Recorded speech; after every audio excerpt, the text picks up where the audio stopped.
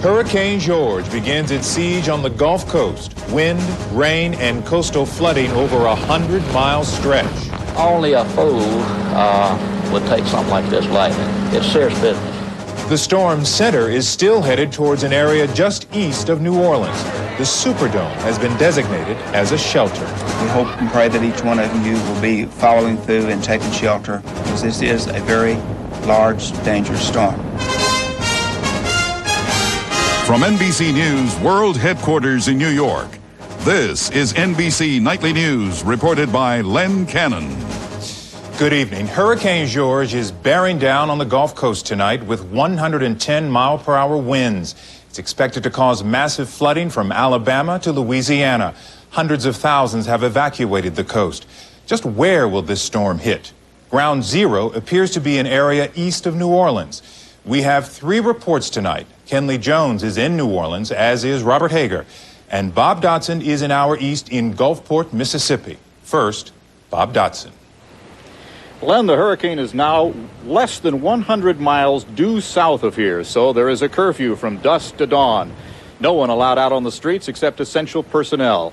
Fact of the matter is that most people who live along the coastline have already gone a long time ago.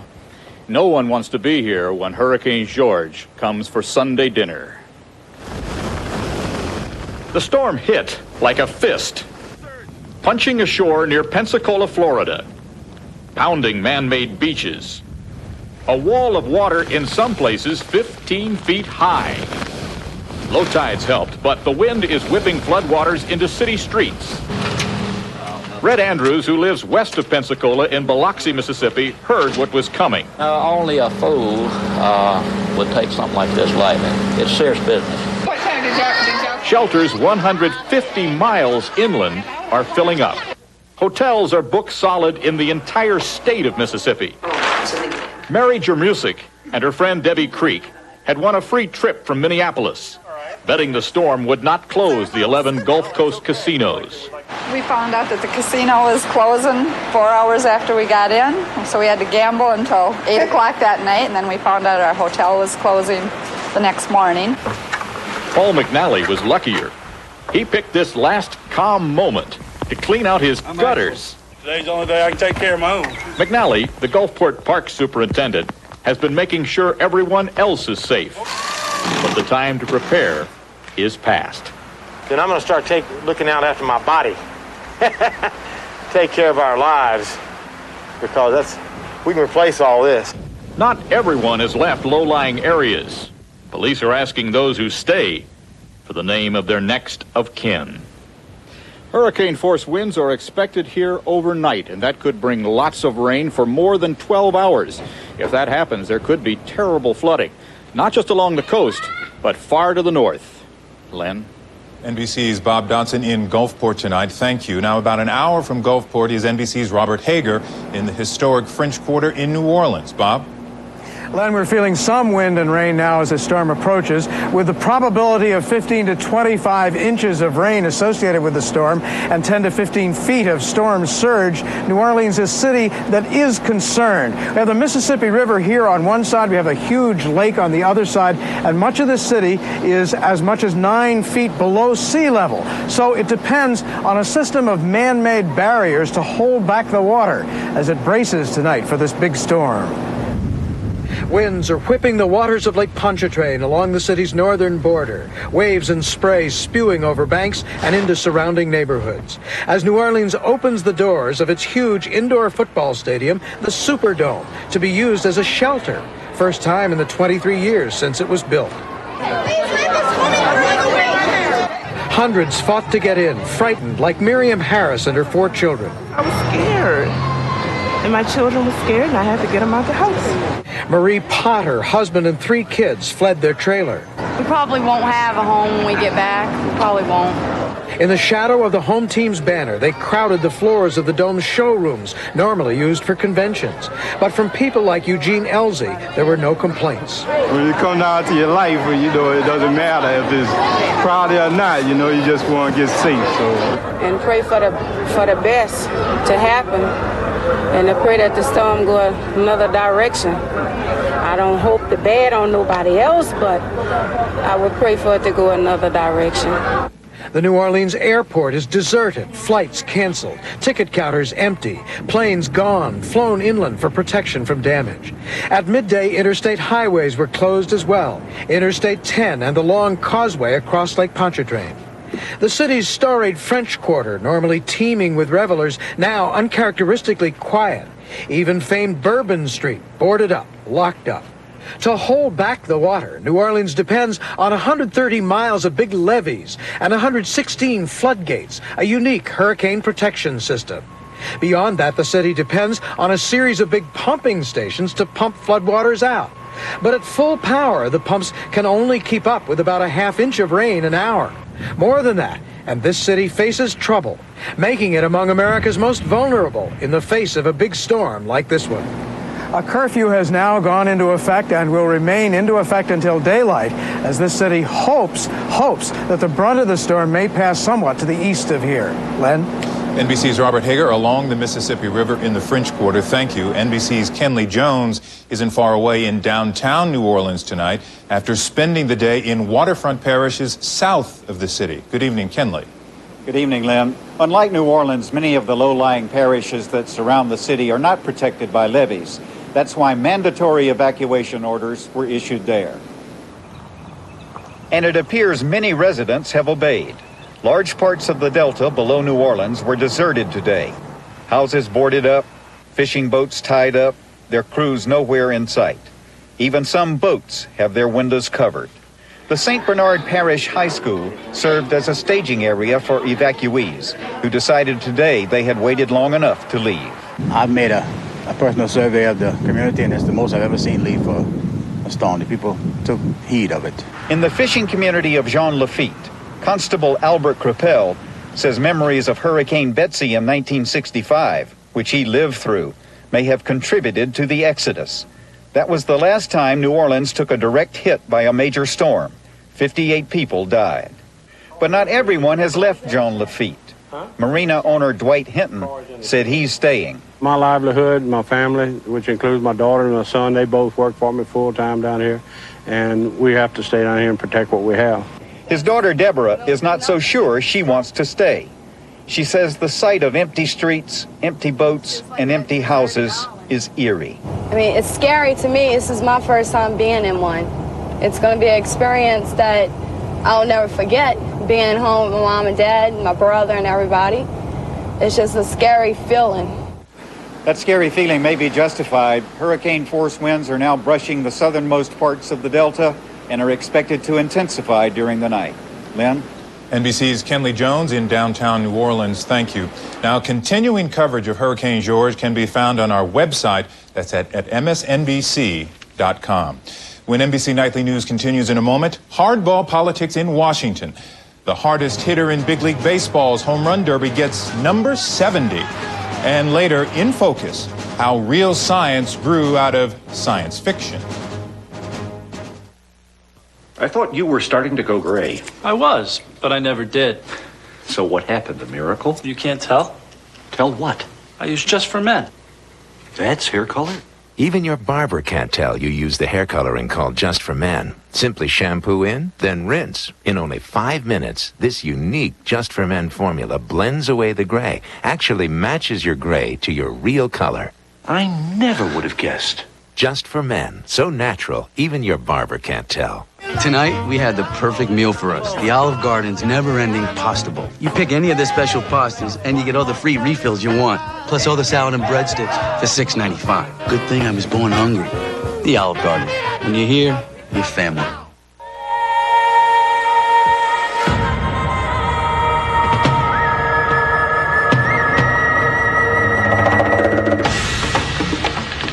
Adrenaline rushing. Hearts pounding. Heavy breathing. It's almost as much fun as your first date. Royal Caribbean, like no vacation on earth. There were optimistic signs today that one of President Clinton's legal problems may soon be solved. Details now from NBC's John Palmer. As the president ended a three-day Western campaign fundraising swing, administration officials confirmed that negotiations aimed at settling the Paula Jones lawsuit are underway, but stressed Mr. Clinton is making no admission of wrongdoing. Those close to the negotiations say Jones's decision to drop her long-standing demand for an apology cleared the way for a financial settlement of somewhere between $500,000 and $1 million. I'm very optimistic at this point. I think it benefits everybody to settle at this point. If the Paula Jones civil case is settled, it would make it easier for Mr. Clinton to strike a deal with Congress to avert impeachment. This could allow the president to talk candidly to Congress about his January 17th deposition in the Jones case, when he denied having a sexual relationship with Monica Lewinsky. But three veteran politicians suggested as possible mediators between the president and Congress said today there won't be a deal with Congress anytime soon. Nothing's going to happen before the elections. The House will vote to proceed with the inquiry, and I assume then they'll go home for the elections and come back afterwards and let the process work. If it goes over to the Senate, then maybe there's time to talk about a plea bargain, but it's way too soon to do that.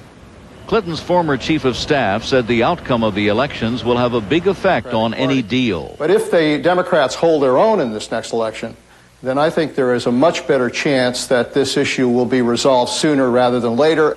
White House officials say the president, encouraged by his reception on the campaign fundraising trail this weekend, plans a lot more of these trips between now and Election Day. John Palmer, NBC News, with the president in Texas. This was Election Day in Germany, and for the first time since World War II, a sitting chancellor has been toppled. The winner, Gerhard Schröder. He's now set to replace Helmut Kohl, who has headed the German government for the past 16 years. Schröder, a pro-business moderate, campaigned as the voice of change. Germany's new government will face the same problem the old one did: how to reform the nation's generous but very expensive social service system. NBC's Jim Maceda is in Frankfurt tonight.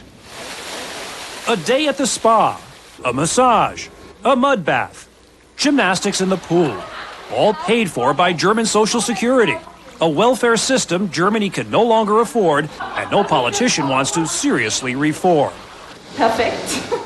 A system that for 100 years has pampered German workers. A $30 an hour average wage for only a 30-hour week, 6 weeks paid vacation, fat pensions, and yes, 3 weeks of spa time. But there is a dark side. At the unemployment office, almost 11% of Germans out of work. The price is that we live with 4.2 million unemployed people now, and this is to a large degree due to these overly generous welfare system. The $800 billion cost has drained the economy and taxed the worker to death. Klaus, a chemist in a big pharmaceutical company, makes about $40,000 a year, but half of that goes to taxes, Social Security, and his pension. He, like many Germans, is fed up and worried. I'm paying so much into my pension without the promise of anything back. Why? Because with one of the world's lowest birth rates, in 50 years, say analysts, there'll be more pensioners than workers to support them. The system will go belly up. Many companies have heard the wake-up call.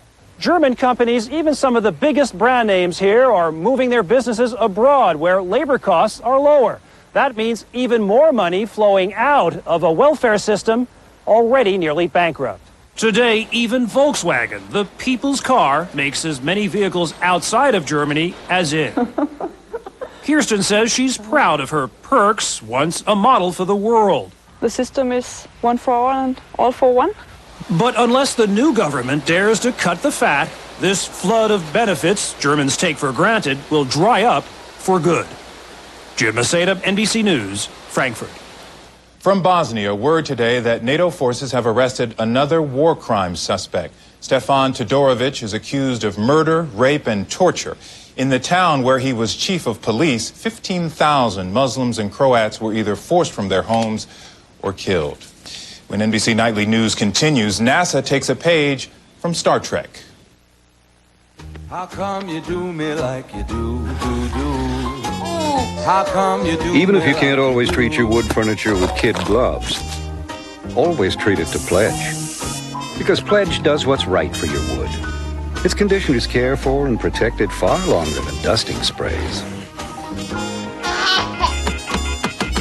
So treat your furniture like you do. And where life goes on, let Pledge go on. S.C. Johnson Wax.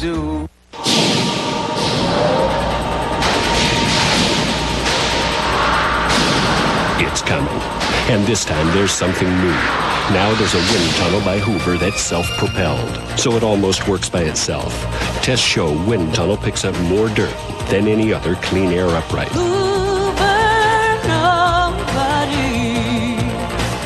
And now you can get one that's self-propelled.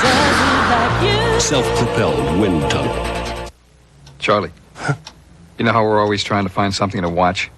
Yeah? Well, now we can get Prime Star satellite TV installed for just $49. Ooh. Hey, guys! Oh, no. Or we can get it installed on 2 TVs for just $99. Who asked you? $49 installed, Chuck. Sports here, movies there. Let's get it. Okay. He's gonna get it. All right. Prime Star, $49 on one TV, $99 on two. Call 1-800-PRIME-STAR or visit your local Radio Shack.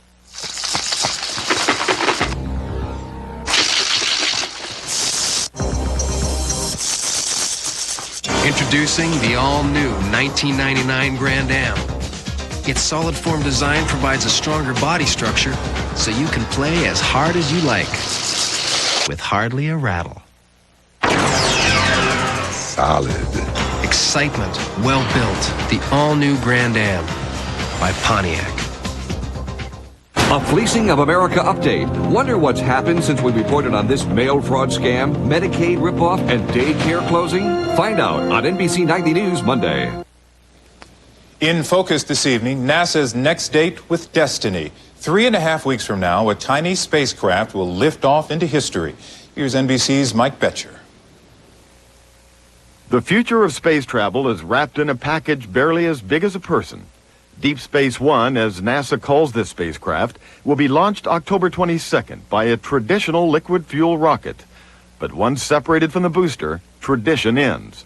DS-1 will become the first earthly spacecraft to be powered by the stuff of science fiction, ion propulsion. This is really a revolutionary new technology, a revolutionary propulsion system that's going to allow us to go places we couldn't have gone before. It's no accident that Mark Raymond's pronouncement sounds a bit Star Trek-ish. Deep Space One's chief engineer first heard of ion propulsion 30 years ago in a Star Trek episode. Scotty says something like, "Oh, Captain, I've never seen anything like her." And ion propulsion at that, they could teach us a thing or two. Science fiction become fact. It works this way.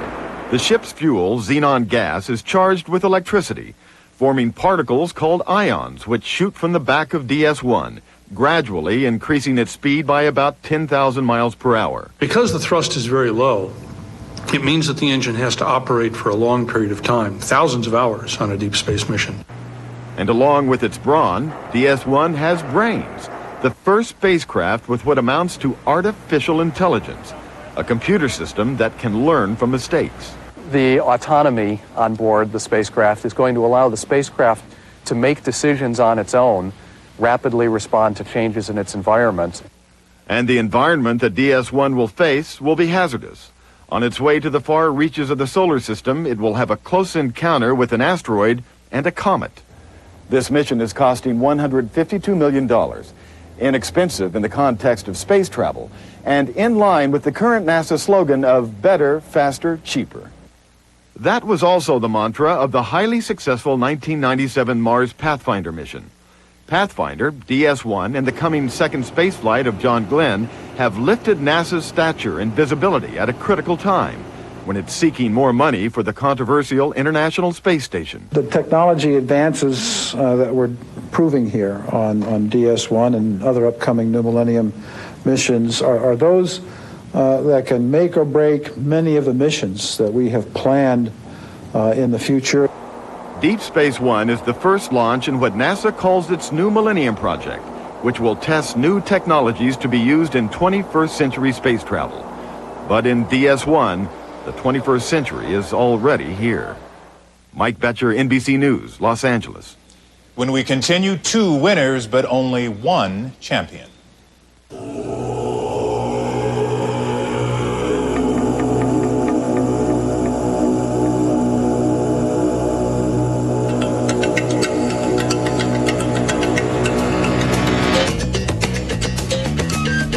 Chevy Tahoe with a Vortec engine. The most powerful SUV anywhere.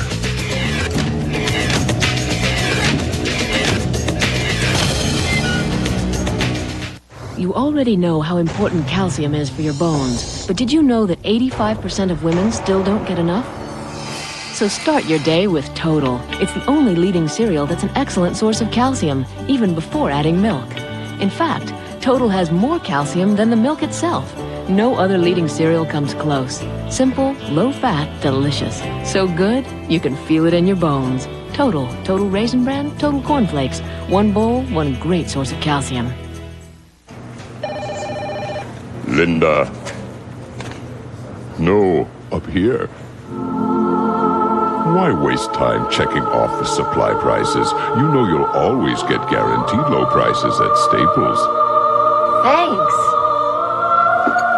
Candy? Thank you. Ooh, caramel. Oh.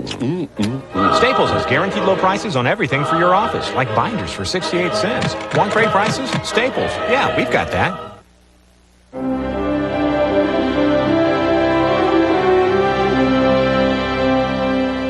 This week, behind the scenes with Robin Williams, plus Frasier's Kelsey Grammer, and our summer concert series ends with Phil Collins. This week on Today. Move over and let the big cats eat. Tyler, Joe Perry, Brad Whitford, Tom Hamilton, Joey Kramer. It is time. It is time. Aerosmith. Aerosmith. At last. 9 Lives World Tour is coming. September 29th at Starwood Amphitheater. Aerosmith. Tickets are on sale now. Produced by Pace Concert Southeast and Starwood Amphitheater. Part of the Budweiser Concert Series. This Bud's for you. Cool stories for a hot summer's day. Join us on the back roads at 10. To Big League Baseball's home run derby between Mark McGwire and Sammy Sosa. Sosa has one game left to play tomorrow, but McGwire ended his season today in a big way. NBC Stan Bernard reports on baseball's very good year. Mark McGwire did it, his 69th, and did it again, his 70th home run on the final day of the season.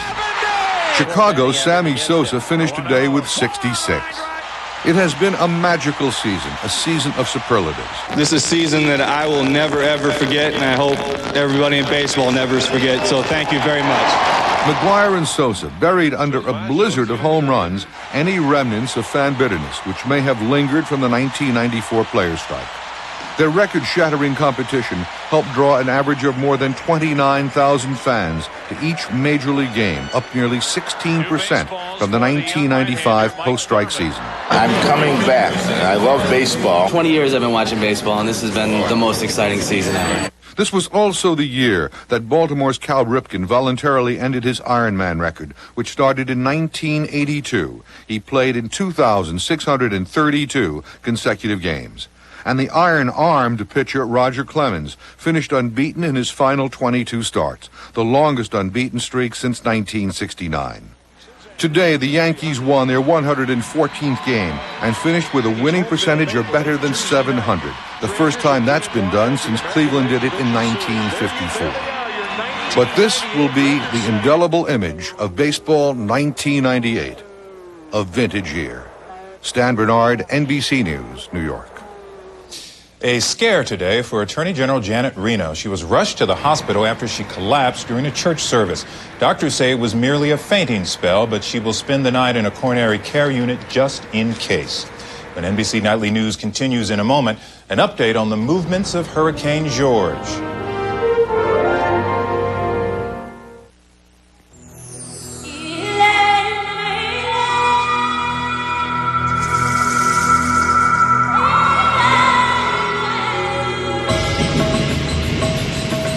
A thought for those of you married to your job.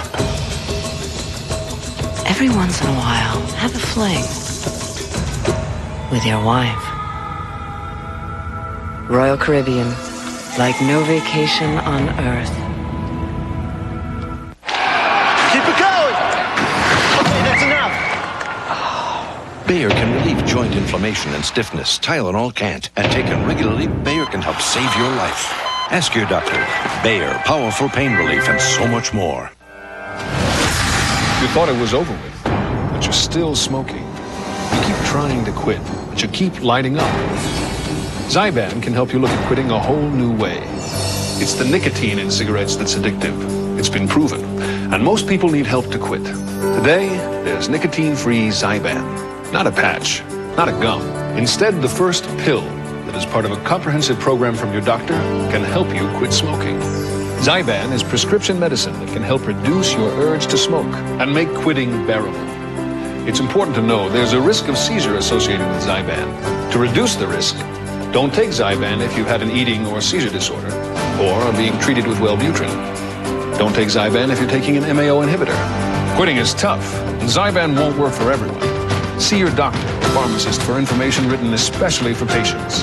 Ask your doctor if Zyban is right for you. And break free from nicotine. Break free from smoking. Dateline Sunday, Hurricane George, the stories, the dramas, the battles between man and the elements, the survivors of nature's wrath. Plus, he turned Jacqueline Kennedy into Jackie O, the inside story of one of the world's most powerful men, one of America's most famous women, and their life together. Dateline Sunday on NBC. There's only one place to see the most compelling news magazine on cable from the people of NBC News. But you can't see it if you don't get it. MSNBC. Updating our top story now, the leading edge of Hurricane George has begun coming ashore along the Gulf Coast. The huge storm has maximum sustained winds of 110 miles an hour and gusts that are even stronger. Gulf Coast communities from New Orleans east to Alabama have been evacuated. The full force of George will hit some of those communities overnight. And joining us now is Jerry Gerald, director of the National Hurricane Center in Miami. Good evening, Jerry. Good evening. What do you think is the projected path of the hurricane at this point, and when will it make landfall? Well, we think it's going to go toward the northwest slowly. We have it going at about 8 miles per hour, and probably then get up to about the coastline and then probably turn north. That probably will keep it a little bit east of New Orleans, and because it's moving slow, they may have to suffer with this thing for the next couple of days before it gets to the north of them. And when will it make landfall, do you think? Well, we're probably talking about the middle of the day tomorrow sometime, and then they'll still have to put up with it for a while after that, though. What kind of storm surge do you expect from the wind from this storm? We're looking at up to 10 to 15 feet above the normal tides and rainfall of as much as 25 inches, perhaps even 30 inches in some locations. You mentioned that it was veering a little bit further to the east away from New Orleans. Is it possible that New Orleans could be spared some of the brunt of this storm? It's a little early to say, but there are some hopeful signs that they might be a little less affected than we had feared. When will we be able to know for sure whether or not this thing is going to veer a little bit further to the east than what we had thought earlier? Yeah, I guess you know a little bit more with each hour. Probably it's going to be well into the night before we would be sure, I think. All right, Hurricane Center Director Jerry Gerald, thank you so much. Okay. Stay with this NBC station for up-to-the-minute hurricane coverage and in-depth reports tomorrow on Today. That's NBC Nightly News for this Sunday. Here's Jane Pauley with a look at what's ahead on tonight's edition of Dateline. Thanks, Len. Coming up on Dateline, she was the most famous woman in the world. And when Jackie Kennedy married Aristotle Onassis, many were shocked, saying she married him for his money. But was there another side to the marriage the public didn't see? When she did this shopping, there are people who have suggested that Aristotle Onassis was angry. I would say that he was happy to see her buying things. A look inside the marriage of Jackie and Ari, coming up on Dateline. Len? Thanks, Jane. Tom Brokaw will be here tomorrow. I'm Len Cannon. Have a good night and a good week ahead. Stay tuned. The Sunday edition of Dateline NBC is next.